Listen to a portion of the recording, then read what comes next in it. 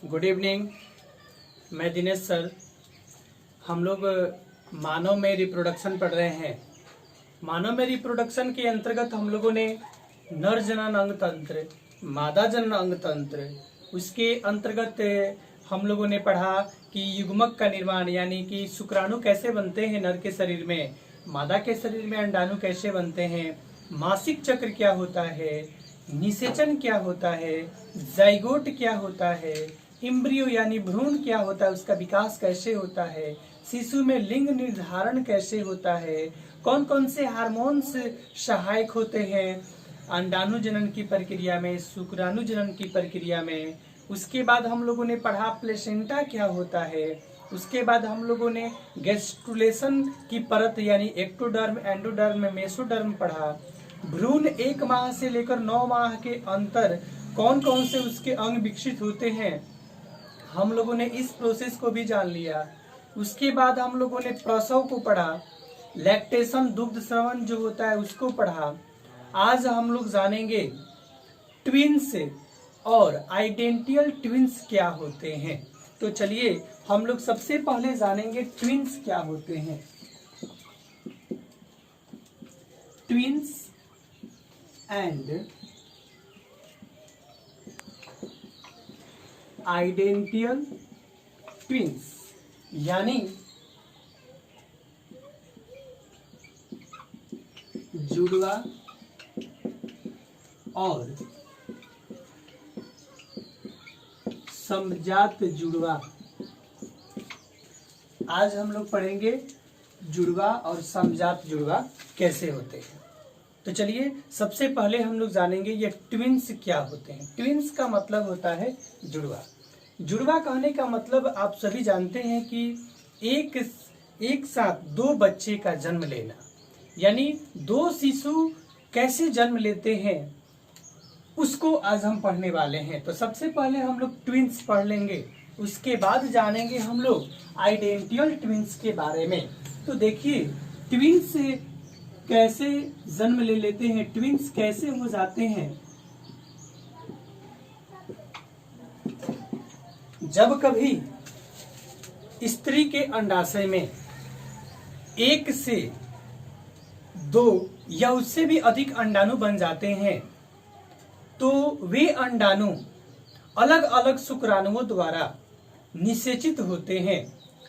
Fertilisation की क्रिया उनमें अलग अलग स्पर्म के द्वारा होती है, जिसके कारण 2 जाइगोट का निर्माण होता है और 2 जाइगोट विकसित होकर 2 भ्रूण बना लेते हैं और 2 भ्रूण से 2 जीव का निर्माण हो जाता है।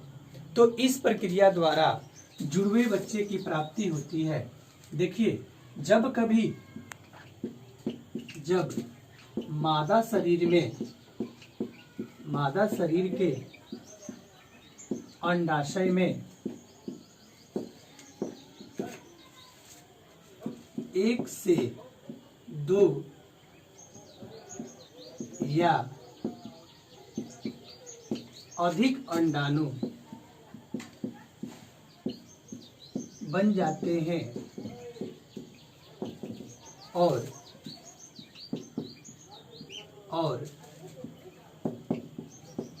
दोनों अंडाणु अलग अलग शुक्राणुओं द्वारा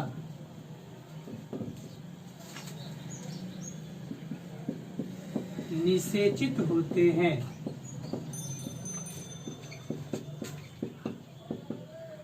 तो 2 जाइगोट का निर्माण हो जाता है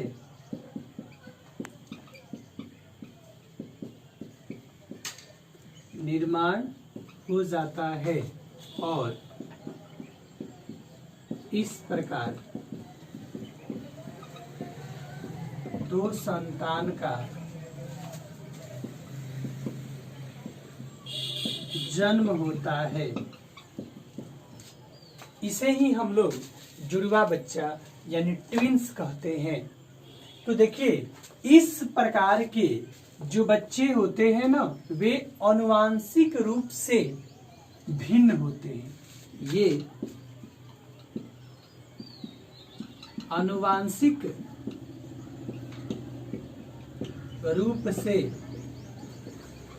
भिन्न होते हैं।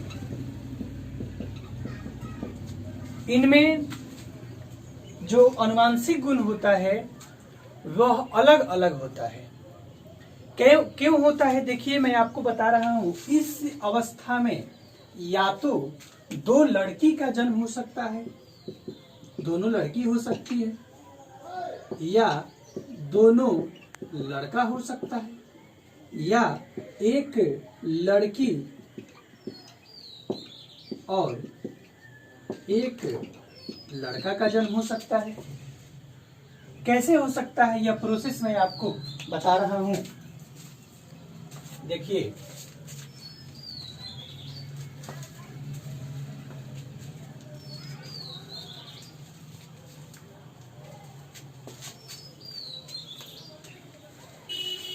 जैसे आप सभी जानते हैं कि नर के पास 46 गुणसूत्र होते हैं और मादा के पास भी 46 गुणसूत्र होते हैं। मैंने लिंग निर्धारण में आपको बता दिया है।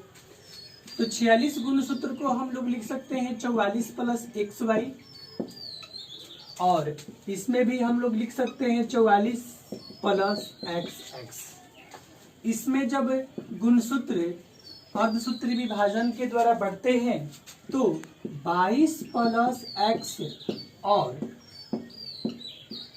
22 प्लस Y में बढ़ जाते हैं, और ये भी अर्धसूत्री विभाजन के द्वारा 22 प्लस X और 22 प्लस X में बढ़ जाते हैं।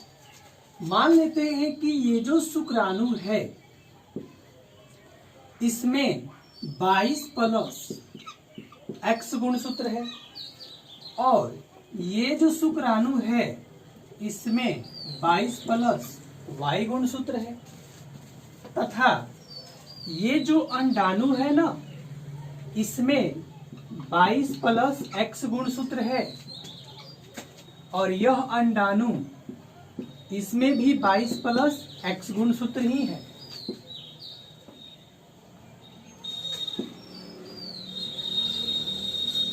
तो जुड़वा संतान में मैंने आपको बताया कि मादा शरीर के अंडाशय में 2 अंडाणु बन जाते हैं। तो चलिए यहाँ 2 अंडाणु हैं, लेकिन दोनों अंडाणु में 22 प्लस X और 22 प्लस X गुणसूत्र ही है, क्योंकि जो मादा है वे समयुग्मकी होती हैं। इनमें सिर्फ X गुणसूत्र ही पाया जाता है, 2 X गुणसूत्र पाया जाता है।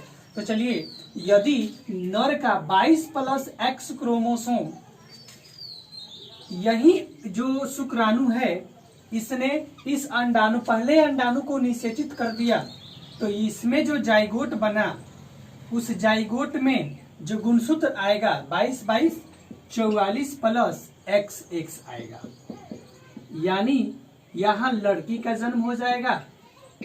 अगर मान लेते हैं हो सकता है कि यही शुक्राणु यानी 22 प्लस X क्रोमोसोम वाला शुक्राणु अगर दूसरे अंडाणु को निषेचित कर दिया तो यहाँ भी गुणसूत्र होंगे 44 प्लस XX। तो बाबू इस अवस्था में 2 लड़की का जन्म हो जाएगा। इस अवस्था में 2 लड़की का जन्म हो जाएगा। चलिए इसके बाद हो सकता है कि ये जो शुक्राणु है 22 प्लस Y, तो 22 प्लस Y शुक्राणु ही अगर प्रथम अंडाणु को निषेचित कर दिया तो 22 प्लस XY X और 22 प्लस Y दोनों मिलकर के हो जाएगा 44 प्लस XY। तो आप सभी जानते हैं कि XY रहेगा तो लड़का का जन्म होगा, तो इस स्थिति में लड़के का जन्म हो जाएगा। अगर यही 22 प्लस X क्रोमोसोम वाला शुक्राणु अगर दूसरे अंडाणु को भी निषेचित कर दिया तो देखिए यहाँ भी गुणसूत्र 44 प्लस XY होंगे, अर्थात यहाँ भी लड़का का जन्म हो जाएगा। तो पिछले केस में हम लोगों ने देखा कि 2 लड़की का जन्म हो सकता है, और इस केस में हम लोगों ने देखा कि 2 लड़का का जन्म हो सकता है। फिर यदि यह भी हो सकता है कि जो 22 प्लस एक्स क्रोमोसोम वाला शुक्राणु है उससे प्रथम अंडाणु निषेचित हो गया, तो यहाँ 44 प्लस एक्स वाई क्रोमोसोम वाले संतान की उत्पत्ति हुई, अर्थात यहाँ 44 प्लस एक्स एक संतान की उत्पत्ति होगी, यानी यहाँ एक लड़की का जन्म हो जाएगा। ये भी हो सकता है कि 22 प्लस वाई क्रोमोसोम वाला जो शुक्राणु है ना, ये दूसरे अंडाणु को निषेचित कर देगा। अगर इस तरह का प्रोसेस होता है तो इसमें गुणसूत्र होगा 44 प्लस एक्स वाई, और इस स्थिति में लड़का का जन्म होगा। तो इस तरह हम लोगों ने देखा कि जो ट्विंस होते हैं उन ट्विंस की उत्पत्ति में या तो दो लड़के का जन्म हो सकता है या दो लड़की का जन्म हो सकता है, या एक लड़का और एक लड़की का जन्म हो सकता है। तो इसके बाद इसका डिफिनीशन मैंने आपको बताया कि जब मादा शरीर के अंडाशय में दो अंडाणु बनते हैं और दोनों अंडाणु अलग अलग शुक्राणुओं द्वारा निषेचित होते हैं, तो जो दो जाइगोट का निर्माण करते हैं और दो जाइगोट से दो भ्रूण बनते हैं और दो भ्रूण से दो शिशु का जन्म होता है। तो इस प्रकार से उत्पन्न संतान को हम लोग ट्विंस कहते हैं। चलिए इसके बाद हम जानेंगे आइडेंटियल ट्विंस क्या होता है। देखिए आइडेंटियल ट्विंस हम लोग जानेंगे।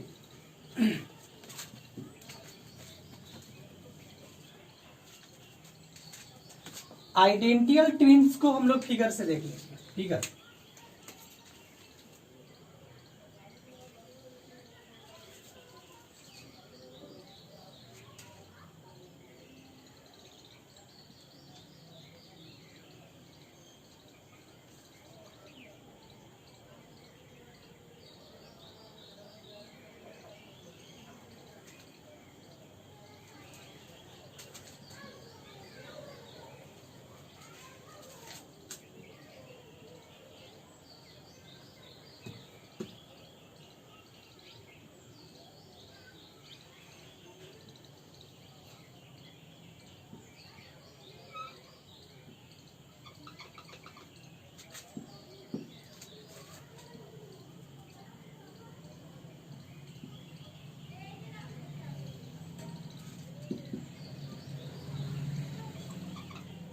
देखिए यह अंडाशय है, यह फैलोपियन नलिका है, ये गर्भाशय है।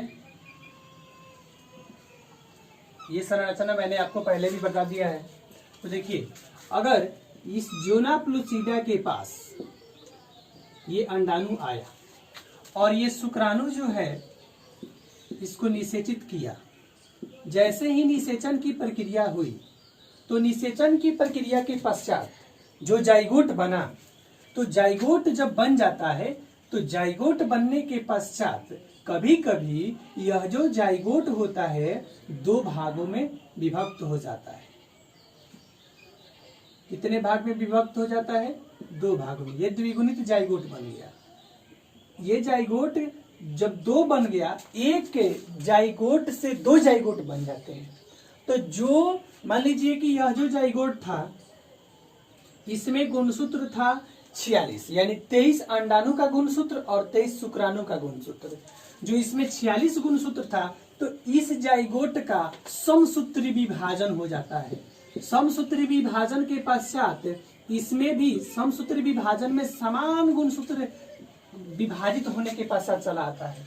तो जब दो यहाँ भी 46 गुणसूत्र हुआ, यहाँ भी 46 गुणसूत्र हुआ था। एक जाइगोट से जब समसूत्री विभाजन के पश्चात दो जाइगोट बन जाते हैं तो दोनों जाइगोट से दो भ्रूण बनते हैं और दोनों भ्रूण का ब्लास्टोमियर, ये दोनों जाइगोट अपना अपना ब्लास्टोमियर बनाना शुरू कर देता है।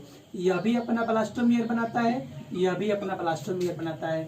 2 से फिर 4, ये भी 4, 4 से 8, 8 से 16, 16 से 32, 32 से 64, ये भी 8, 4 से 8, 8 से 16, 16 से 32, 32 से 64, 64 से 128, ये भी 64 से 128। इस तरह से ब्लास्टोमियर्स बनाते हैं, मोरुला की अवस्था में आते हैं, ब्लास्टुला की अवस्था में आते हैं, ब्लास्टोसिस्ट की अवस्था में आते हैं और गर्भाशय की दीवार से अंतरोपित हो जाते हैं और इस प्रकार से इस दोनों गर्भाशय में दो संतान की उत्पत्ति हो जाती है। एक गर्भाशय में भी ये दोनों रह सकते हैं, ठीक है। तो इस तरह से जो संतान उत्पन्न होते हैं उनमें आनुवांशिक गुण समान होता है, या तो दोनों लड़का हो सकता है या तो दोनों लड़की हो सकती है। क्योंकि यहाँ जो अंडाणु निषेचित किया, जिस शुक्राणु को अंडाणु निषेचित किया, तो एक ही शुक्राणु ने अंडाणु को निषेचित कर रहा है। तो मान लेते हैं कि अंडाणु के पास तो हमेशा 22+X गुणसूत्र ही रहता है, लेकिन शुक्राणु के पास अगर 22+X गुणसूत्र वाला शुक्राणु निषेचित कर रहा है तो इस अवस्था में दोनों लड़की का ही जन्म होगा। जो जाइगोट बनेगा उसमें 44+XX गुणसूत्र रहेंगे और इससे जब डिवाइड होंगे ये तो भी उसमें 22+X और इसमें भी 22+X होगा, अर्थात दोनों लड़की का जन्म होगा।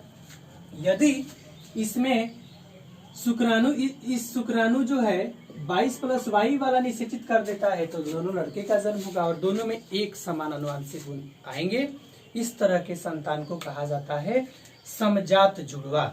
यानी कि जब निषेचन की प्रक्रिया के पश्चात एक जाइगोट से समसूत्री विभाजन द्वारा दो जाइगोट बन जाते हैं और दो जाइगोट से दो संतान की उत्पत्ति होती है, तो इस प्रकार के संतान को समजात जुड़वा कहते हैं और ऐसे संतान में आनुवांशिक गुण समान रूप से संचरित होते हैं। तो इस तरह के संतान को समजात जुड़वा कहा जाता है। तो आज के लिए बस इतना ही, आप इसको याद कीजिए। अगले दिन मैं आपको लेसन 4 का वीडियो लेकर आऊँगा। कल जो वीडियो अपलोड होगा वो लेसन 4 का होगा, जिसमें जनसंख्या नियंत्रण हम लोग पढ़ेंगे। That's all.